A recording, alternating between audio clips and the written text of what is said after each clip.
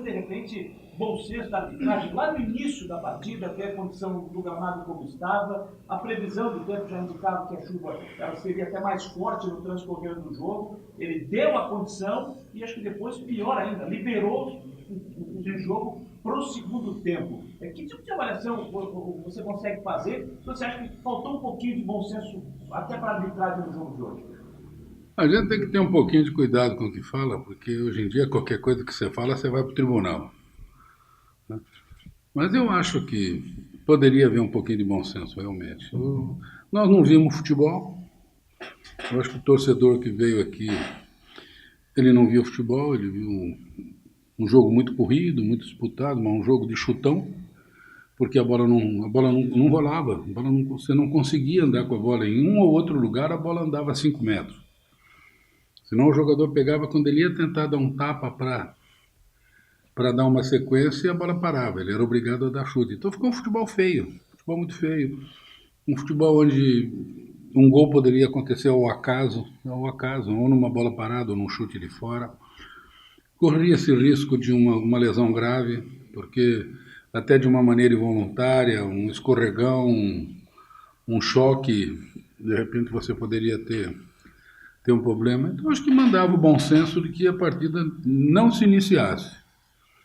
Né? E quando teve aquele aguaceiro no meio tempo, né, acho que quando nós voltamos a jogar, o campo estava pior do que quando começou. Pior do que quando começou. Então, infelizmente, é isso aí.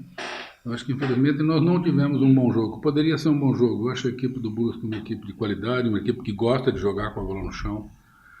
Eu estive vendo alguns vídeos do Brusque. O Brusque não é time também de dar chutão, é um time de tentar sair jogando, é um time de tentar envolver o adversário. E nós poderíamos ter feito um bom jogo. Um bom jogo, um jogo diferente desse do que foi. Ô, Janinho, surgiu informação de que jogadores do Avaí, a comissão técnica, chegou para o árbitro e disse que não teria mais condições do time continuar no segundo tempo, mas que a equipe do Brusque não abriu mão e disse que queria que o jogo continuasse. Essa informação Não. Os dois times que. Não, para começar o jogo, me parece que houve uma iniciativa do Avaí que esse jogo fosse transferido pelo menos para amanhã. Tá? Que a rodada que o Brusque joga da quarta iria para a quinta e nós jogaríamos amanhã. Poderíamos apostar numa melhora do tempo, mas isso antes do jogo começar. Aí sim, parece que não houve a concordância do Brusque. O Brusque queria jogar. No meio tempo, não. No meio tempo, todo mundo queria parar. O próprio pessoal do Brusque, nós estávamos ali ao lado do juiz, mas ele argumentou que no regulamento da CBF exige que ele dê 30 minutos. E que, de repente, ele tem até a prerrogativa de mais 30. Naquele momento, do jeito que estava o campo, as duas equipes queriam parar. Não porque os jogadores foram para o vestiário, todo mundo ensopado. Aí você tem troca de material, você já sai um pouco do clima do jogo, daqui a pouco você volta para entrar no clima do jogo e pega aquele aguaceiro de novo pela cabeça. Mas no meio tempo o Brusque queria parar também. Eu acho que o Brusque não aceitou uma ideia que foi do Avaí, isso a confirmar, foi o que me passaram, que houve uma tratativa para que esse jogo, que foi hoje, pudesse ser amanhã. Né? E que não houve a concordância do Brusque. Mas no meio tempo o pessoal do Brusque também queria parar o jogo. Pois é, em cima disso, Juninho, até o Marcelo de Campo estava falando nessa questão, os jogadores, eles precisam ser ouvidos, né? Porque é a voz que não é ouvida. Se ouve todo mundo, o jogador é a última quando se ouve. O que pode ser feito em uma situação como essa? Porque é a integridade também dos atletas em campo, o conforto do torcedor na arquibancada. Mas o Betão falava sobre essa questão, que a voz do jogador, dos atletas, é a voz que não é ouvida. É complicado, é uma situação complicada. A ordem vem de cima para baixo. E invariavelmente ela é cumprida. Hoje nós tínhamos um juiz com escudo FIFA. Eu disse até para o quarto árbitro, eu tenho certeza absoluta que se fosse um jogo de campeonato brasileiro da Série A ou de Comebol, ele não faria o jogo. Ele não faria o jogo. Mas como é um campeonato catarinense, um campeonato com uma visibilidade menor, a repercussão desse jogo dentro d'água vai ficar mais restrita ao âmbito regional do que ao âmbito nacional, ele resolveu apostar no jogo. Tá? A gente sabe que dentro do calendário que foi feito para o nosso campeonato não existe uma brecha para, de repente, numa eventualidade, você mudar um jogo ou outro. Você tem um espaço muito pequeno. Tá? Então, de repente, é uma determinação de que o jogo tem que rodar. Me parece que não foi só o nosso jogo que foi debaixo d'água, não. Acho que nós tivemos mais jogos com chuva. Parece que o jogo de Joinville foi debaixo d'água também. Então é complicado, complicado. Não se pensa no futebol, não se pensa na integridade do jogador. O jogador tem um sindicato muito forte, o sindicato dos jogadores. De repente, o sindicato poderia intervir em relação a isso, tomar uma posição em relação a isso. Né? Por exemplo, um membro de um sindicato vir tomar uma posição e pronto. Fala, ó, o jogador não entra em campo, e aí dá o que deu. Né? Mas é uma situação complexa, é uma situação meio difícil de você analisar e ver o que vai fazer. Eu acho que esse é o futebol que nós vivemos, o futebol brasileiro, onde você tem que conviver com algumas situações que não são situações normais.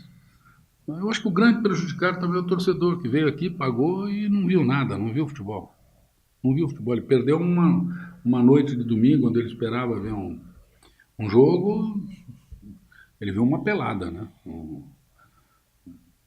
Chutão para lá, chutão para cá, chutão para lá, chutão para cá, chutão para lá, chutão para cá. Ele não viu um jogo de futebol. Então, espero que não aconteça mais, né? Mas é difícil você prever. O que reflete um resultado como esse, né? Uma partida como essa, uma partida que poderia ter tido um outro resultado, ela acabou perdendo 2 pontos. No andar do campeonato, né? Até questão de tabela, vai poder estar melhor. O que isso reflete uma partida como essa que foi realizada assim? Não, eu acho que o jogo poderia ter resultado diferente com favorecimento de qualquer das equipes se o jogo também é num campo seco. Como eu disse, eu acho o Brusque uma boa equipe. O Brusque poderia aqui fazer uma grande equipe e de repente ganhar o jogo. Tá? Então não vou partir do pressuposto que eu ganharia o jogo. Claro que se eu conseguisse 3 pontos, eu estaria um pouco mais folgado na classificação, seria melhor para mim. Mesmo com o campo assim, nós tentamos de qualquer maneira, de repente, buscar um resultado. Às vezes uma falta, um chute de fora, um escanteio. Você poderia fazer um gol, como poderia tomar, mas nós tentamos buscar. Porque a vitória é importante em qualquer competição. Não te traz um prejuízo muito grande o resultado de empate, porque dos piores resultados você somou um ponto. Né? Você num jogo onde não teve bola, você somou um ponto. E é uma fase classificatória. Se fosse aquele regulamento anterior, lá de fora, todos contra todos, onde o campeão seria aquele que ficasse na frente, seria um resultado muito ruim, quase que desastroso. Mas como você disputa uma fase classificatória, onde a hora que for começar, lá no final, começa todo mundo do zero, apenas a vantagem de você ter o mando de campo, eu acho que não é um bom resultado, não é o resultado que nós queríamos, mas você não pode analisar como um mau resultado. Eugenio, choveu desde cedo, e mais forte ainda a partir do meio-dia. Você chegou a repensar a escalação do Marquinhos como titular da equipe? Eu conversei com o Marquinhos. A sequência do Marquinhos está sendo decidida por ele e Marquinhos. O Marquinhos que escolheu o jogo para ele jogar. E quando na hora do almoço eu falei para ele, o campo vai estar pesado. Não, tudo bem, eu vou. Não estava chovendo tanto na hora do almoço. Quando nós chegamos aqui, que caiu aquele pé d'água, que nós olhamos que estava tudo alagado, eu até brinquei com ele, eu falei, você vai para a lagoa? Ele falou, não, eu estou aqui, eu vou. Então, eu estou deixando o Marco muito à vontade. A opção até de sair foi dele. Ele ia continuar um pouco mais. Quando nós tivemos aquela paralisação, ele falou, chefe, eu ficar parado 30 minutos para depois voltar vai ser ruim para mim. Então, em vez de eu ficar mais 15, já me tira agora. Tanto que eu voltei, fui lá e fiz a substituição pelo Maurício. Então, essa sequência do Marcos está sendo muito bem administrada e está sendo dado a ele todas as prerrogativas para que ele decida. O próximo jogo eu não sei qual que ele vai jogar ainda. Então, vai ser decisão dele. Se ele tiver condição de fazer os 90, ele faz os 90. Eu acho que ele merece isso. Eu acho que o Marquinhos merece isso e muito mais por tudo aquilo que o Marquinhos fez pela UEM. Então acho que não está se fazendo nada demais pelo Marquinhos.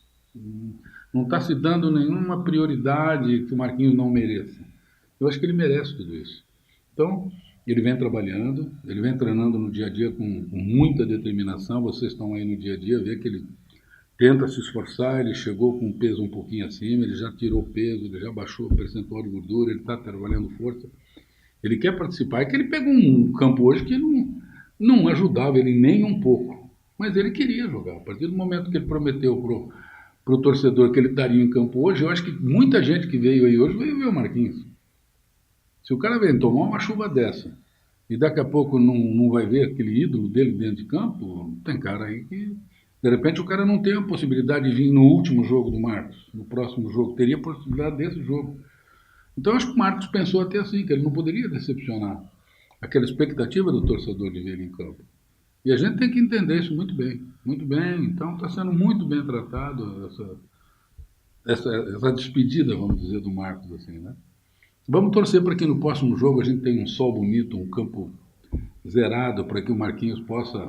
Porque num campo zerado ele vai demonstrar a qualidade que ele tem. Ele tem muita qualidade de passe, ele tem muita qualidade de enfiar uma bola, de um chute mal forte.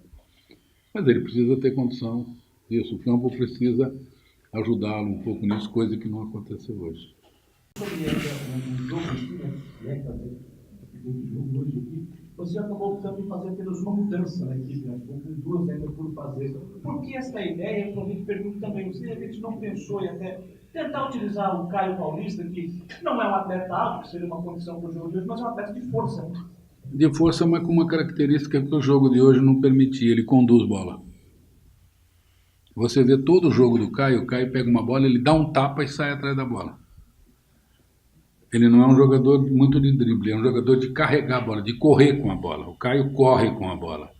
E hoje o campo não permitia ele correr 1 metro com a bola. Então ele ia tentar correr e a bola ia parar. Ele ia tentar correr e a bola ia parar. Eu tinha como outro jogador experiente no grupo o GG, que vinha até jogando como titular. Mas também o campo e o jogo não era para o GG. O GG é um jogador altamente técnico. Altamente técnico, de um bom passe, de uma bola enfiada. Não é um jogador muito de choque, não é um jogador muito daquela disputa mais forte. E o jogo pedia tudo isso. Então, se eu coloco o GG, eu não ia tirar do GG o melhor que o GG pode me dar. Eu acho que eu ia até prejudicar o GG. O resto era um garoto. Garoto que você vai pegar num jogo desse, todo errado, todo complicado. Né? Todo mundo num ritmo. E você coloca um garoto para entrar um segundo tempo, para jogar 30, 25 minutos. Num volume que ele não está acostumado, não acho que seria uma boa ideia. Né? Então eu segurei, se alguém sentisse alguma câimbra, alguém sentisse alguma coisa, claro que eu me viria obrigado a mudar. Mas você vai repensando muitas coisas, não adianta você mudar, para falar, eu mudei.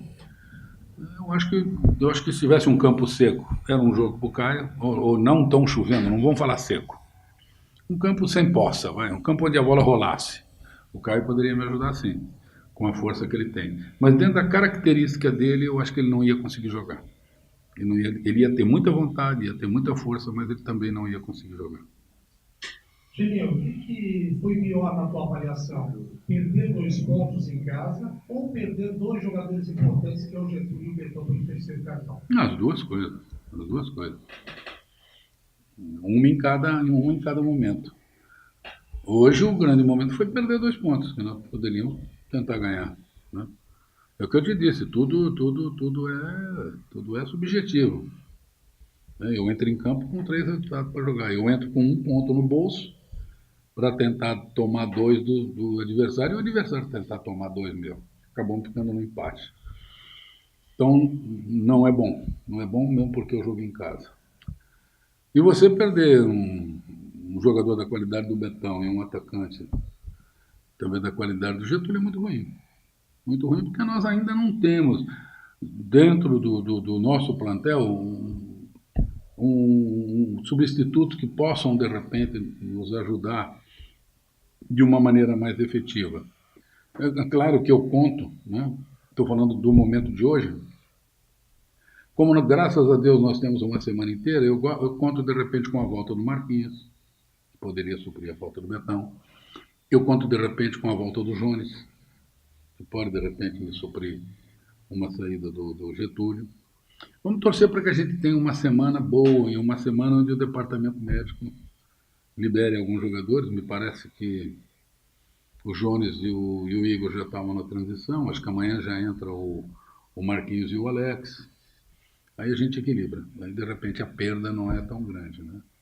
A diretoria está correndo atrás, ver se essa semana a gente tem alguma notícia. Já tivemos a chegada de um atacante rápido de lado, né? Que mais um pouquinho aí vai estar em condições. Daqui a pouco a gente vai ter também, talvez mais uns 15 dias, a gente pode ter a utilização do Douglas. Então, daqui a pouco a gente está correndo atrás de um zagueiro, está correndo atrás de mais um atacante.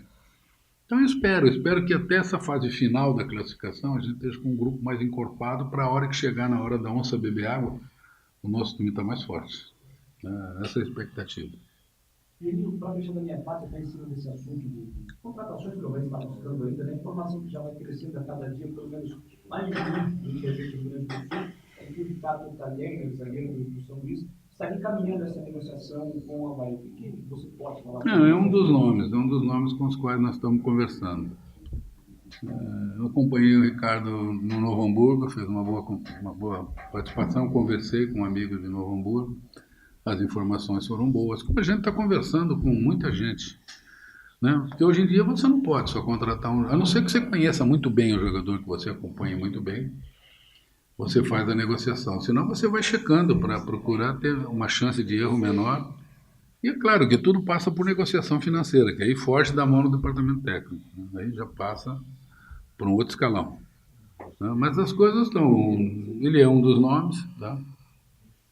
Se vier vai ajudar, é um zagueiro que joga pelos dois lados, um zagueiro com uma boa bola aérea, uma boa saída de bola, um zagueiro que, se eu precisar, se encaixa bem no esquema 3-5-2, sabe jogar pelos dois lados, tem uma boa saída, um estilo mais ou menos do alemão, assim. Mas vamos aguardar, não tenho nada para te falar hoje como definido, né? Falar, vai vir aí, chega. Eu gostaria que estivesse chegando hoje à noite já. Ainda mais depois que o Betão tomou o cartão, ela seria mais uma opção. Vamos torcer, mas devagar, o torcedor pode ficar tranquilo que nós ainda não terminamos nem o turno. E a gente já está fazendo uma variação do grupo. Como eu falei hoje, praticamente eu tinha só garoto no banco. Só garoto. Eu tinha experiente, eu tinha o GG e o Morri, só. E o goleiro. O resto, só garoto que disputaram aí, sub-20, sub-23. É bom para o clube, essa renovação, mas tem hora que a experiência um pouco conta. Então nós precisamos colocar um pouquinho de experiência para que esses garotos tenham suporte. Você tem que fazer um bom alicerce para que você possa construir uma boa casa.